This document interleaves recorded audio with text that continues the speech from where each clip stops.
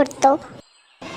সে ছিল খুবই গরিব, কিন্তু সৎ ও খুবই পরিশ্রমী। সে গরিব হওয়ায় প্রায় তার বউয়ের সাথে অশান্তি হতো। কি গো বউ, কোথায় গেলে? তাড়াতাড়ি খাবার দাও, খেয়ে কাট কাটতে যাব। হ্যাঁ হ্যাঁ দিচ্ছি, আমার জন্মই তো হয়েছে তোমার দাসীগিরি করার জন্য।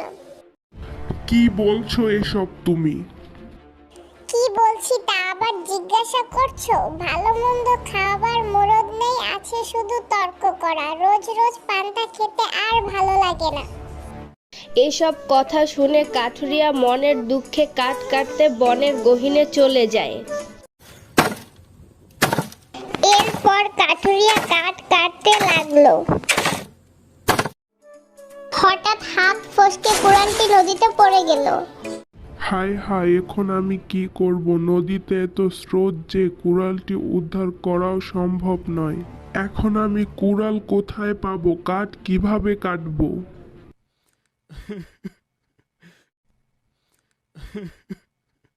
হঠাৎ নদী থেকে উদয় হলো এক জলপরি।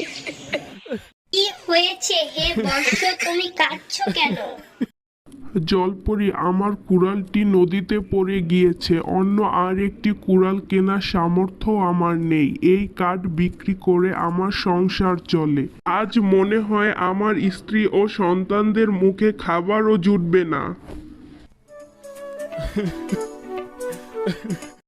এরপর জলপরি নদীতে ডুব দিল। তার কিছুক্ষণ পর একটি সোনার কুড়াল নিয়ে উদয় হলো। কি তোমার কুড়াল? না জলপরি, এটা আমার কুড়াল না।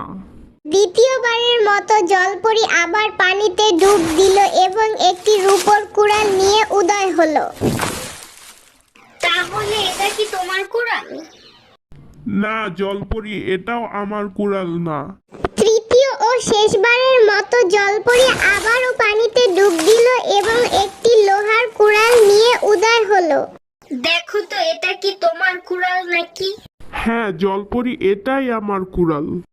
তোমার সততা দেখে আমি মুগ্ধ, তাই আমি তোমাকে সোনা, লোহা, রূপা এই তিনটি কুড়ালে সততার পুরস্কার হিসেবে দিচ্ছি। এরপর কাঠুরিয়া বাড়িতে চলে গেল এবং তার বউকে সব কথা খুলে বলল। কিন্তু তার বউ ছিল খুবই লোভী। সে এক অসৎ বুদ্ধি আঁটলো যা কাঠুরিয়া মানতে রাজি ছিল না। কি গো বউ, কোথায় গেলে? দেখো দেখো, জলপরি আমাকে সোনা ও রূপোর কুড়াল পুরস্কার দিয়েছে। খুব ভালো, এবার থেকে তুমি রোজ রোজ নদীর ধারে কাঠ কাটতে গিয়ে কৌশলে জলপরীকে বোকা বানিয়ে স্বর্ণের কুড়াল নিয়ে আসবে। না, এই কাজ আমি করতে পারবো না। আমার সততার জন্য আমি পুরস্কৃত হয়েছি। এই কাজ আমার দ্বারা সম্ভব নয়। বোকা জলপরীকে ঠকিয়ে যেভাবেই হোক স্বর্ণের কুড়াল হাসিল করবই। ওই গ্রামে অন্য একটি কাঠুরিয়া বাস করত। সে ছিল খুবই অলস প্রকৃতির। সৎ কাঠুরিয়া যখন জলপরীকে ঠকাতে রাজি ছিল না, তখন তার বউ অলস কাঠুরিয়া বউয়ের সাথে কুপরামর্শ করতে গেল। জানিস কাল কি হয়েছে? কি হয়েছে রে? আমার স্বামী তার সততার জন্য একজন পরীর কাছ থেকে স্বর্ণ, লোহা ও রূপা তিনটি কুড়াল পুরস্কার পেয়েছে। ও মা, সে কি সত্যি? হ্যাঁ রে হ্যাঁ। কিন্তু শোন, আমরা যদি জলপরীকে বোকা বানিয়ে এমন স্বর্ণের কুড়াল রোজ রোজ হাসিল করতে পারি, তাহলে আমরা রাতারাতি ধনী হয়ে যাব। হ্যাঁ, কথা তো খারাপ বলনি, কিন্তু কিভাবে করব এই কাজ? তাহলে শোন, তোর স্বামীকে নদীর ধারে কাঠ কাটতে পাঠাতে হবে। এরপর মিথ্যা কুড়াল পড়ে যাওয়ার অভিনয় করতে হবে। অভিনয় করে কৌশলে জলপরীকে বোকা বানিয়ে স্বর্ণের কুড়াল নিয়ে আসতে হবে। পরের দিন সকালে কথা মতো অলস কাঠুরিয়া ওই নদীর ধারে কাঠ কাটতে গেল।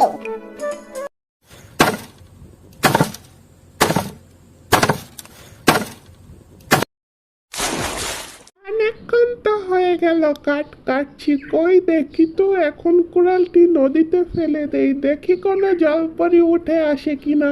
না, কোনো জলপরি তো আসছে না। আচ্ছা, কান্নার অভিনয় করে দেখি তো। হঠাৎ নদী থেকে উদয় হলো এক অপরূপ জলপরি। কি হয়েছে হে বৎস, তুমি কাঁদছো কেন? জলপরি জলপরি, আমার কুড়ালটি নদীতে পড়ে গিয়েছে, দয়া করে আমার কুড়ালটি উদ্ধার করে দিন না। এরপর জলপরি নদীতে ডুব দিল এবং একটি লোহার কুড়াল নিয়ে উদয় হলো। দেখো তো বৎস, এটা কি তোমার কুড়াল নাকি? একদমই না, এটা আমার কুড়াল হতেই পারে না। দ্বিতীয়বারের মতো জলপরি আবারও পানিতে ডুব দিল এবং একটি রূপোর কুড়াল নিয়ে উদয় হলো। তাহলে এটা কি তোমার কুড়াল? না জলপরি, এটা আমার কুড়াল না। তৃতীয় ও শেষবারের মতো জলপরি আবারও পানিতে ডুব দিল এবং একটি সোনার কুড়াল নিয়ে উদয় হলো। এটা কি তোমার কুড়াল? হ্যাঁ হ্যাঁ জলপরি, এটাই আমার কুড়াল। মিথ্যা, তুমি একজন লোভী ও মিথ্যাবাদী, তাই তুমি কোনো কিছুই পাবে না।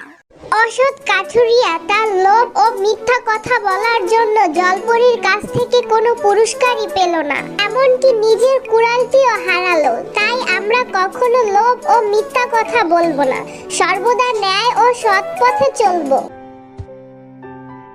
হ্যালো বন্ধুরা, সানজিদা কার্টুনস চ্যানেলে আপনাদের সবাইকে স্বাগত।